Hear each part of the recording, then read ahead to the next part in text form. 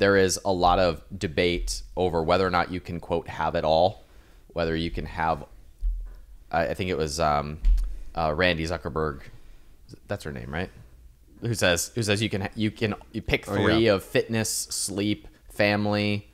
She just picks a bunch of areas of life and says you can only have three. Pick which three you're going to focus on. And then there's some people say you can have it all. What's Aubrey's opinion? You can have it all. Tell me more. The reason is because time is not what people think time is.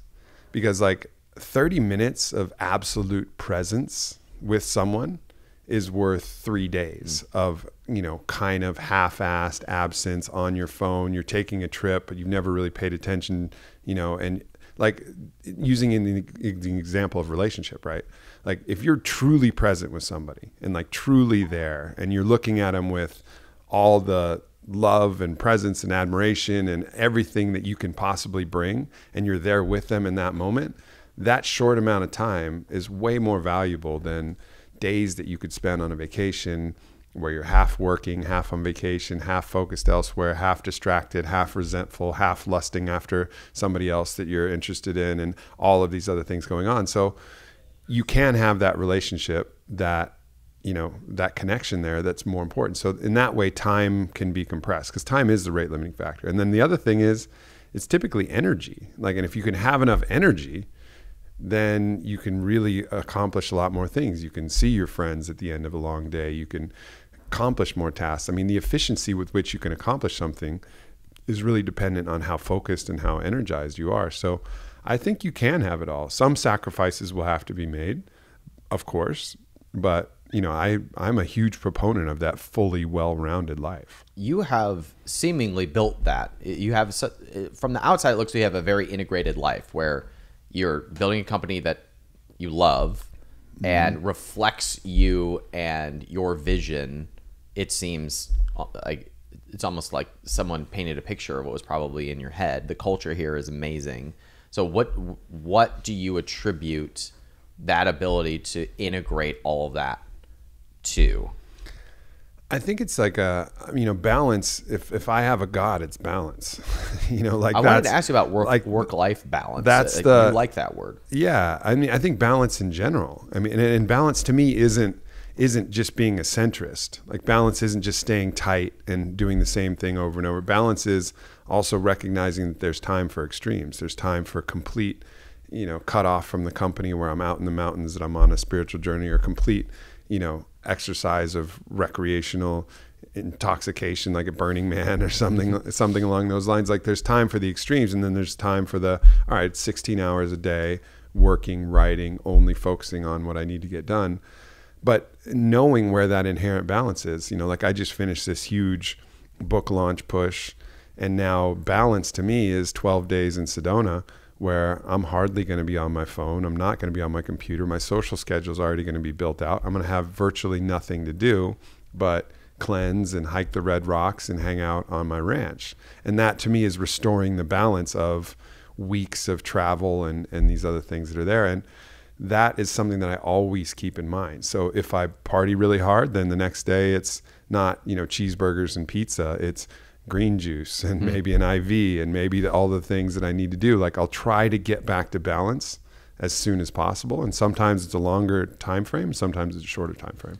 Do you listen to your head on that? Meaning I know I went out and got blitzed and now I need to recover, or is it more of a, this is how I feel and I'm responding to that as my signal? It's a little bit of both. Okay. When I'm being smarter, I can listen to my body and have that direct communication. And I think I'm getting better at that. Like really asking the question, all right, body, how are you actually doing? Not like what my fear generating machine, in my head is trying to tell me.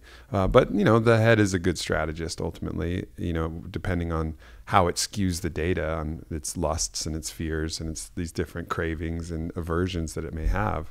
But the more you can tap in and actually ask yourself, like, all right, what do I need right now? What do I really want? Where is this voice coming from? The better off that I am. And I think I'm getting a little better at that as I get older. Onnit is how many years old at this point? July 2011, we launched Alpha Brain, and that's when our company became the company that it is now. Okay, so in that ramp-up period, now it's easy to walk in here and see all the amazing stuff that's going on. But in that ramp up period, did you go through periods of burnout? Did you go through periods of being out of balance? Totally. I mean, and that's I think the thing. Like, balance isn't a state that you maintain constantly. It's like an accumulation over a lifetime. Like, did you lead a balanced life? You know, and because there could be years where you're in a sprint, but there must be years then, you know, where you're in recovery and decompression.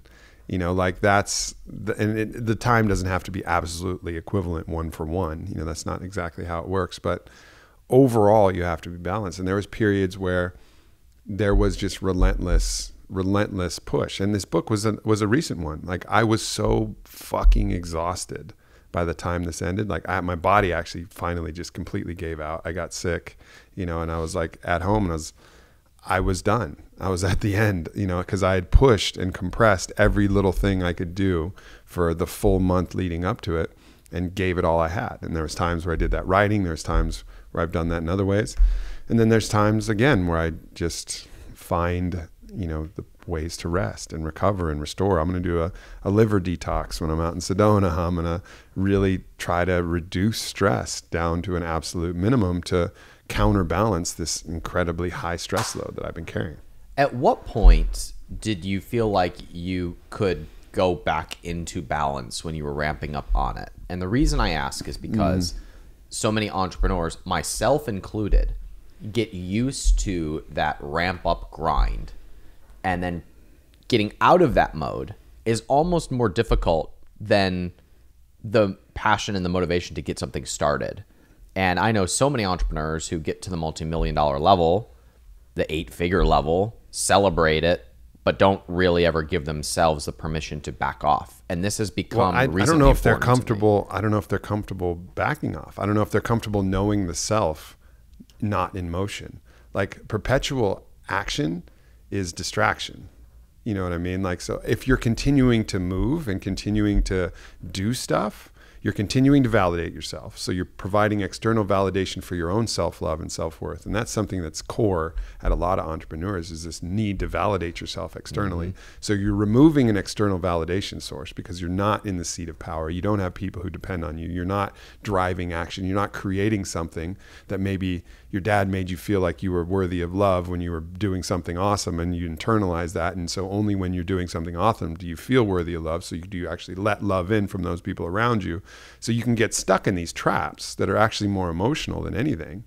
And I think probably the key for me was becoming aware and observant of these psychological and emotional traps that I could fall in, and recognize like what was actually essential for the business and what was me just needing to feel important, or me needing to validate something about myself. Or because there's typically periods where you can let the company be. And, you know, in the early days, if I would take time off, the company would be a little worse when I came back, and I'd have to fight some fires, and it'd be like, oh Jesus, here I go back in the office. What happened? What went wrong?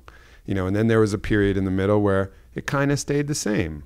You know, like I could leave and retract and go down to Peru and drink ayahuasca and come back and be like, hey, we're okay. We didn't really improve anything, but we didn't fuck anything up. That's amazing. Like, good job, everybody. And now I have such a team in place that I can leave and come back and things are better. And I'm like, damn, things are all better. You know, this is amazing. Okay, now how can I provide value on top of that? So I think it's the earliest days, you know, you have to be willing to take a few losses. In the middle days, I think you can probably maintain and tread water, you know, and then in the later days, hopefully, things will continue to grow on the momentum that you've created, and you'll be able to even take more time.